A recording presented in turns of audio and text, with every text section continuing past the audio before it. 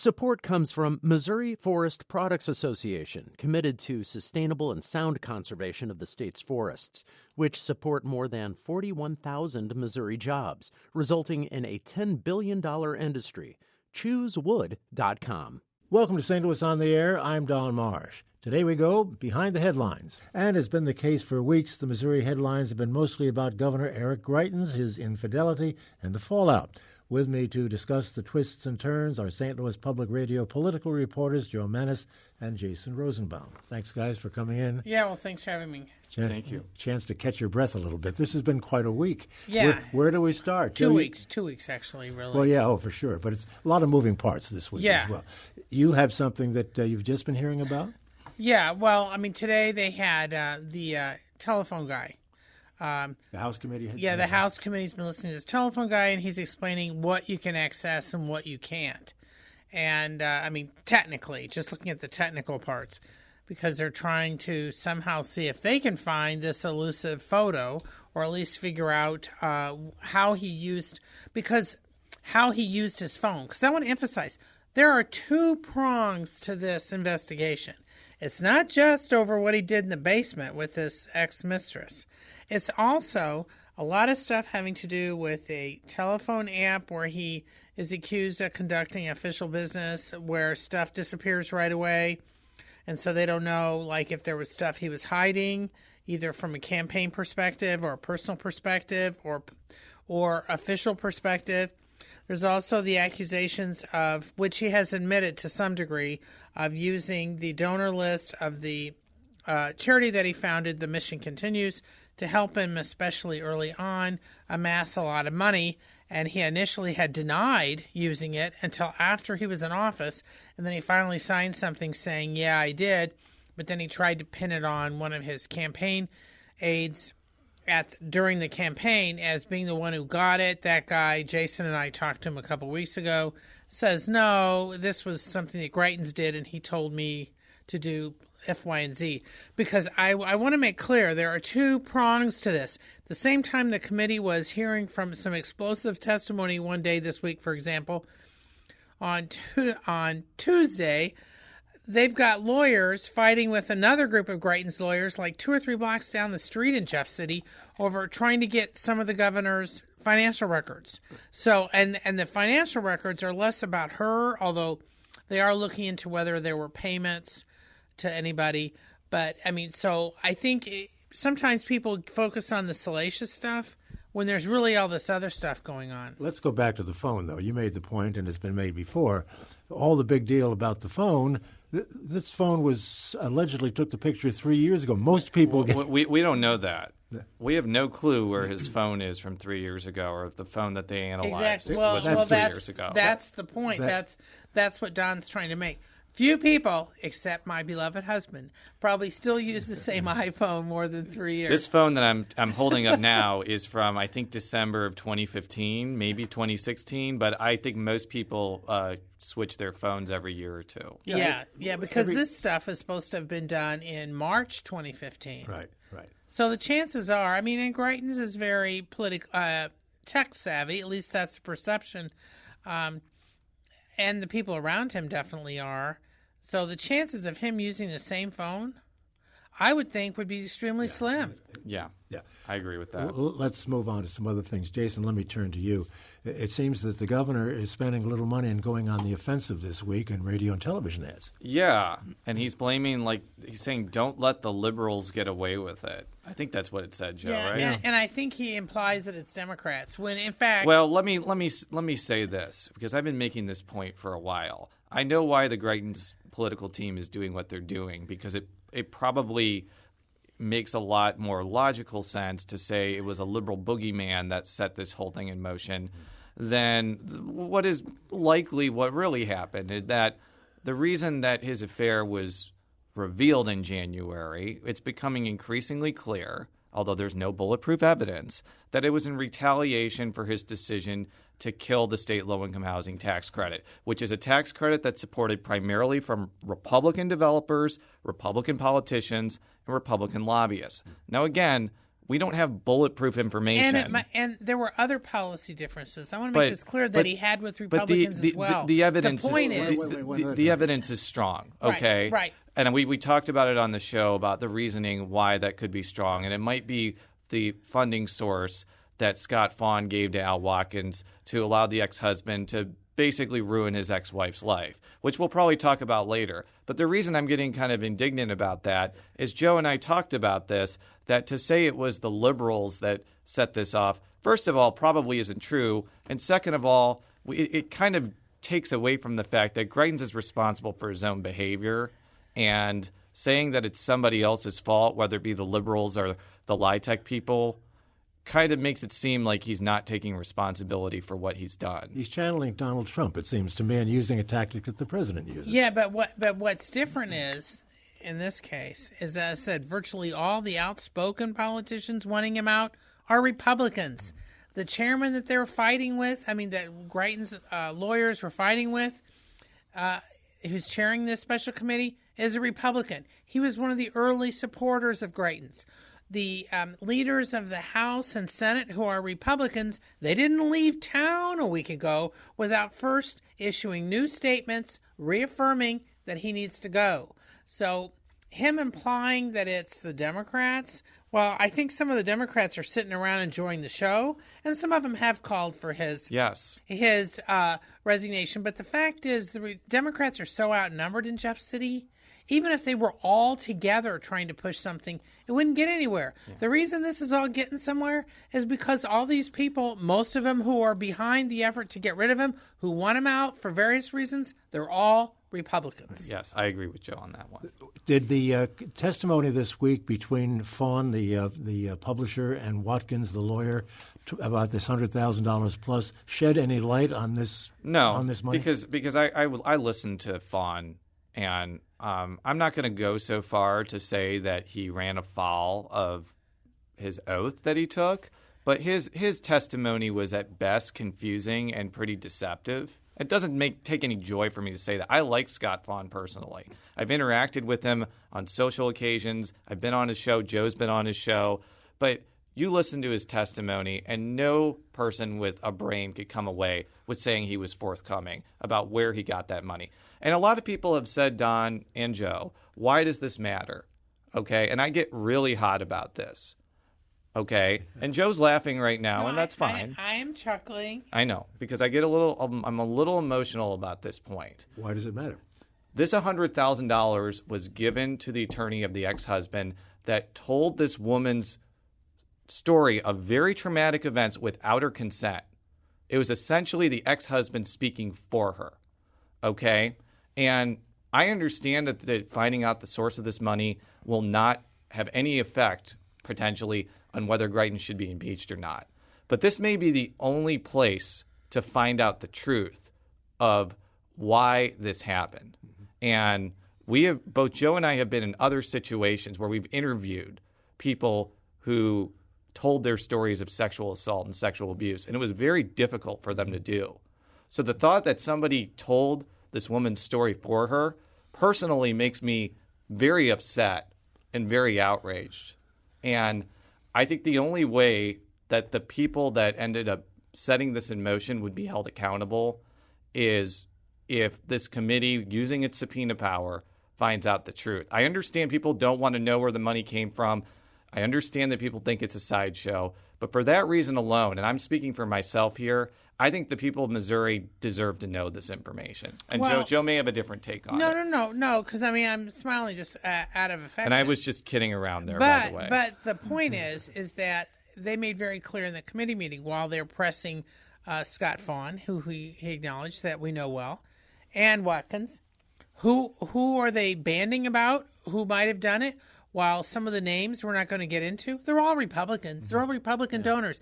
Basically, you've got one group of Republican donors versus allegedly another group of Republican donors. Some who want to protect the governor, some who want him out.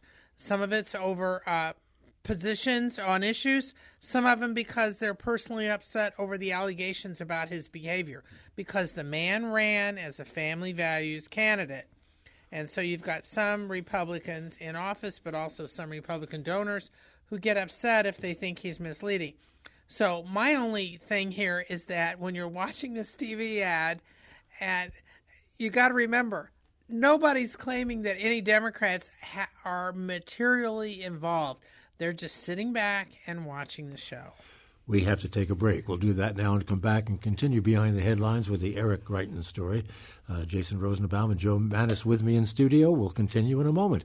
This is St. Louis on the Air on St. Louis Public Radio, 90.7 KWMU. Jason, you were worked up a little while ago and mad. I think I can make him even angrier. Oh, yeah. With a discussion about the deposition that the Greitens lawyers took of the woman in question here. And that the full content of that deposition was revealed this past week, and people are calling it absolutely disgusting.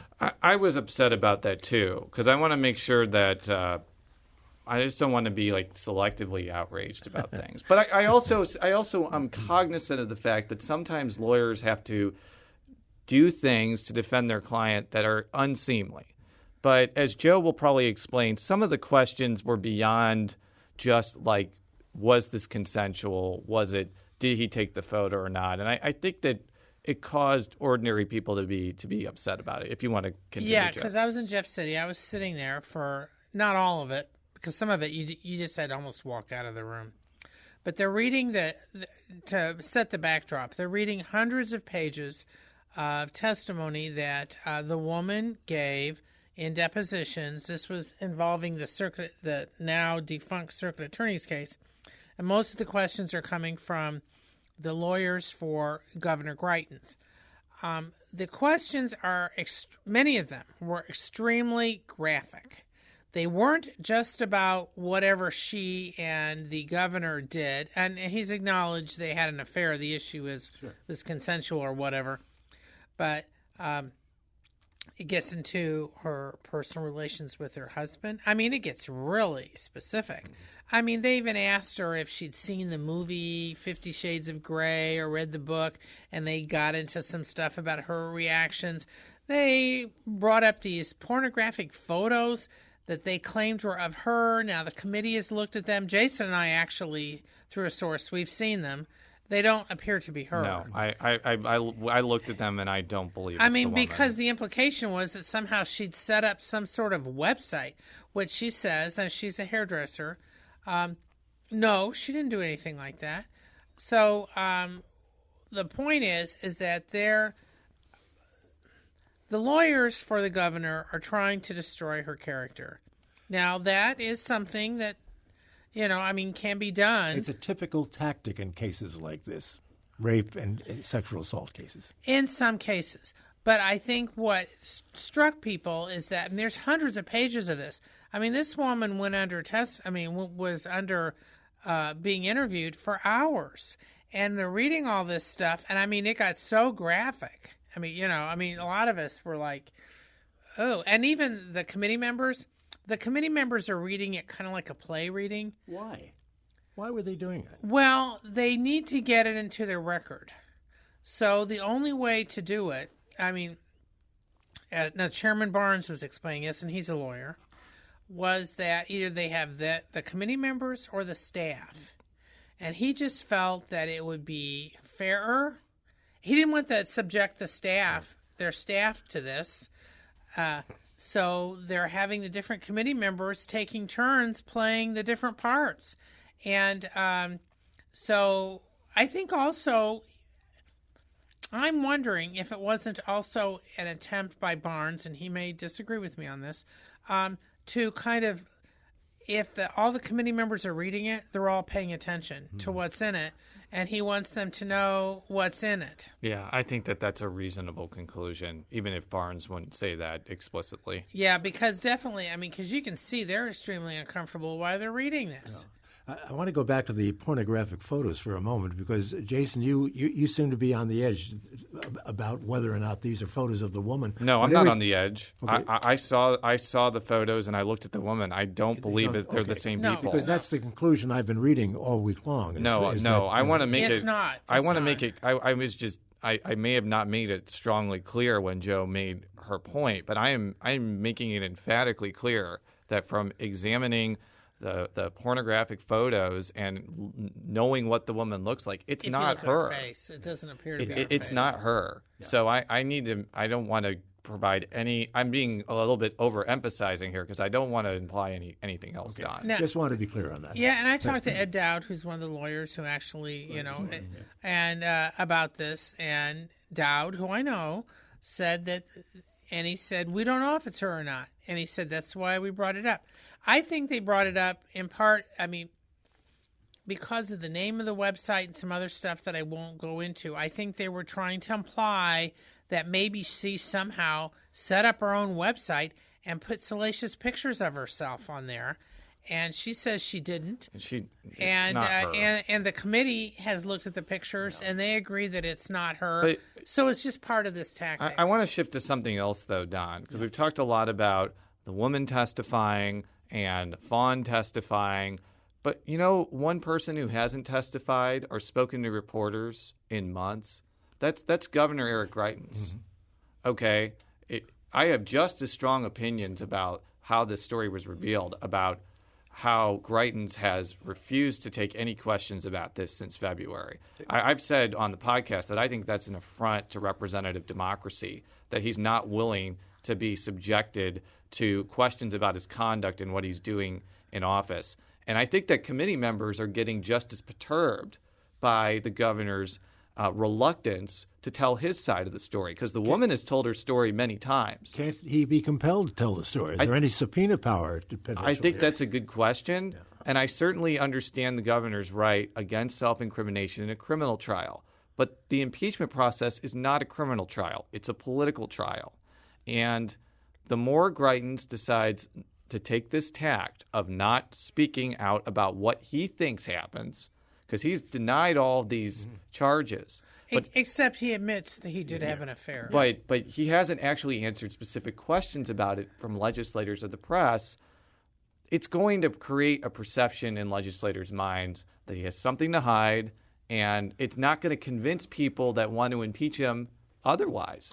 All the stuff about Fawn and low-income housing tax credits is going to have a pretty minimal effect compared to what the governor could say. I want to make that pretty clear. Well, see, and it got pretty intense this week several times, where between Barnes, so the committee chairman, and Greitens' lawyers, because they're like, where the committee members are saying, well, bring the governor over here. You guys are screaming because they want to cross-examine the witnesses. Mm-hmm. So the governor's lawyers have had at least one or two in the room where they're reading all this stuff, and when these other witnesses have shown up, like Scott Fawn and Al Watkins, who testified live, and Watkins being the attorney for the husband in the case. The ex-husband, yes, yeah, right. And so they were raising a ruckus, saying we should be able to cross-examine them. The committee is like, you had plenty of time to interview them before, and the committee is like, well, we're afraid you're going to filibuster things and drag this out too long. They actually used the word filibuster. Mm-hmm.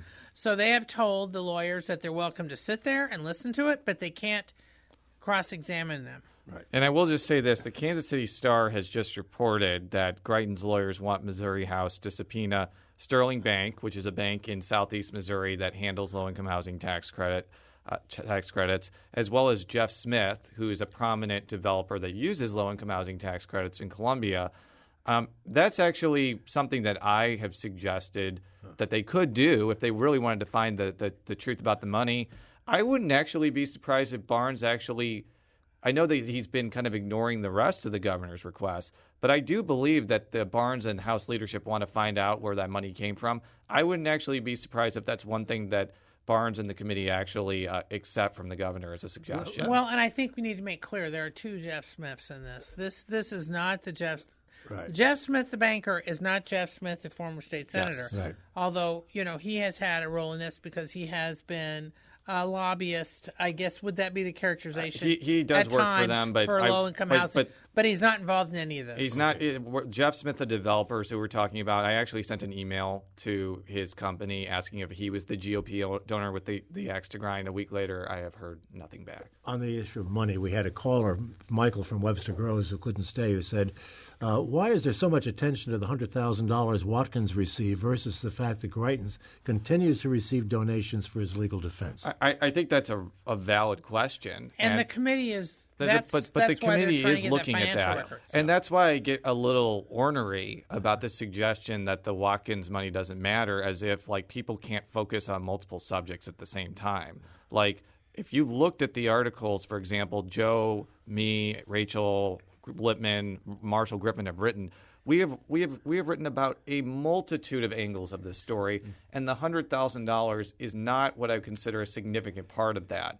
But just as I want to know who's paying the governor's legal bills and where his inauguration funds came from, or his politically active nonprofit, which is what we have written so many stories about that, Joe. I can't even count. Yeah. I don't think that we can just say, oh well, this $100,000 doesn't matter, especially when it's probably altered this woman's life beyond comprehension without her consent or wishes. As our time begins to wind down, we haven't even mentioned the fact that the initial case is now in the hands of the prosecutor in Kansas City. Yes. What do you make of that, Joe? Well, I think part of it, without knocking St. Louis Circuit Attorney Kim Gartner, I think there has been some criticism about how it was handled. I think the fact that it's now being handled in effect by her counterpart across the state, who will look at it. We don't know if there will be any charges filed either on this invasion of privacy allegation or maybe other parts of his of the relationship that he had with this woman. We don't know. We may not know for a while.